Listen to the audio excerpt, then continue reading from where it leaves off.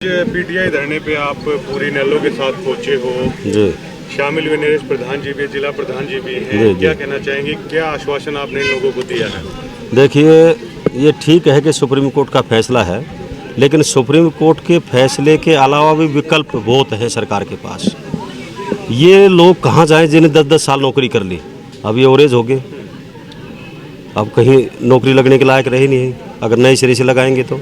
और फिर ये सरकार तो नौकरी वैसे भी नहीं दे रही, इन्होंने तो ये कह दिया कि 1 साल तक कोई नौकरी नहीं देंगे। जो 1 साल में बच्चे बेरोजगार हो जाएंगे, लाखों की संख्या है उनकी। अब वो फैसला आया था सुप्रीम कोर्ट का, चौटाला साहब ने HISF Haryana industry security force एक नई फोर्स खड़ी करी, पुलिस और सिक्योरिटी फोर्स, और उसमें कुछ तो उसमें एडजस्ट किए और कुछ हरियाणा पुलिस में किए। उनको एज में भी रिलैक्सेशन दिया और इंटरव्यू में भी उनके नंबर एक्स्ट्रा जोड़ दिए। तो इस किस्म का कोई फैसला सरकार करे ताकि इनके पीठ पर लात ना लगे। देखो, एक तरफ तो चौधरी ओम प्रकाश चौटाला जी हैं जो 3206 सरकारी कर्मचारी को नौकरी देने की एवज में सजा काट रहे 10 साल की, और एक तरफ ये सरकार है कि इनको ले नहीं रही है।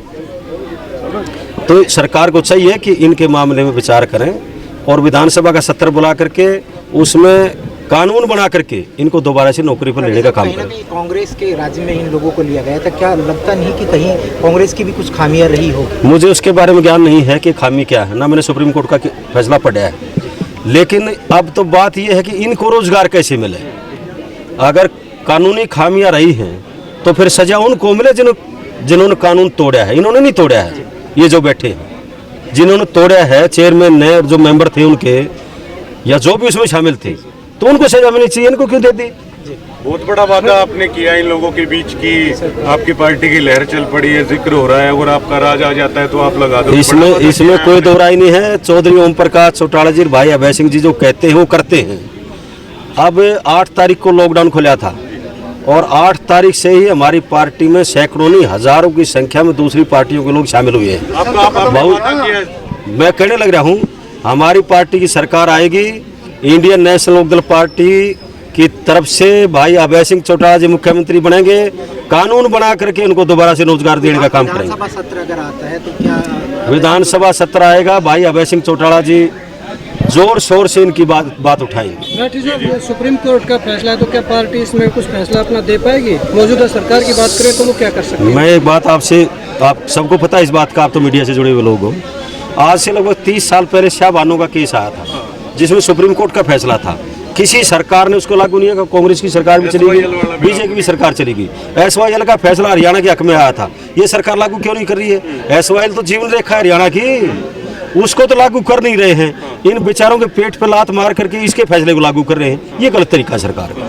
जेजेपी के लोग टूट के आ रहे लगातार, जेजेपी, बीजेपी, शिवसेना, कांग्रेस और बहुजन समाज पार्टी सारे के साथ इसलिए टूट करके आ रहे हैं कि आज अगर हरियाणा में कोई मर्द आदमी है जो अपनी बात पर कायम रह सकता है, उसका नाम चौधरी अभय सिंह चौटाला है। गुड़िया खाब आपके संपर्क में बताई जा रही है इनेलो पार्टी की? सारी खापे संपर्क में हैं और बहुत से आज धमाके में धमाका होगा, चिंता ना करो।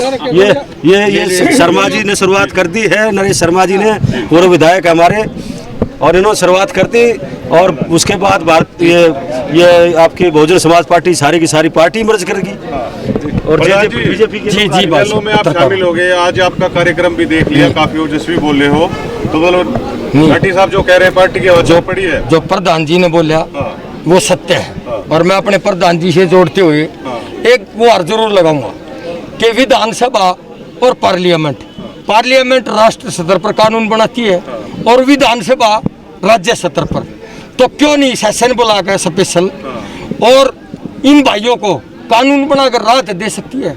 उसको मौलिक अधिकार है विधानसभा को।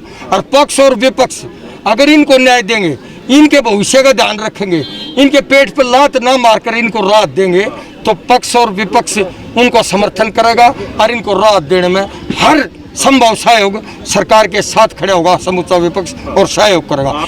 एक देश दो कानून, एक जननायक युग पुरुष चौधरी ओम प्रकाश चौटाला जिसने ये कहा कि मेरे को जेल भलाई होगी लेकिन मैंने रोजगार दिया है, उसमें कोई धांधली नहीं थी, इसमें धांधली की खुशबू भी आ रही है। और इन्होंने योग्यता के आधार पर नौकरी पाई, धांधली की तो जो सेंटर राज्य में बैठे लोग हैं, जो बोर्ड था, जो सरकार थी, उसने की धांधली। पात्रता के आधार पर इन्होंने नौकरी ली, इनका क्या कसूर है? इनके पेट पर लात क्यों मारी? अगर कोई कार्रवाई करनी है तो रिजल्ट में धांधली करने वाले अधिकारियों पर की जाए, सरकार पर की जाए, न कि इनके पेट पर लात मारी जाए। एक देश और दो कानून।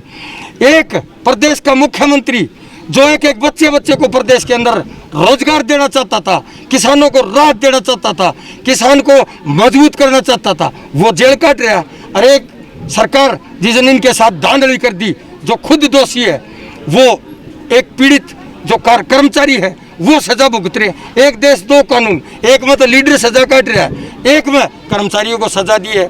तो ये एक देश में दो कानून नहीं चलेंगे, बिल्कुल ये तानाशाही है। और मैं कहूँगा भगवान इस खट्टर को सद्बुद्धि दे और इन कर्मचारियों की सुध ले और उनको जल्दी से जल्दी राहत दे। ये INLD पार्टी की तरफ से आग्रह करते हैं, प्रार्थना करते हैं, अपील करते हैं कि इनको राहत दे सरकार। धन्यवाद। जय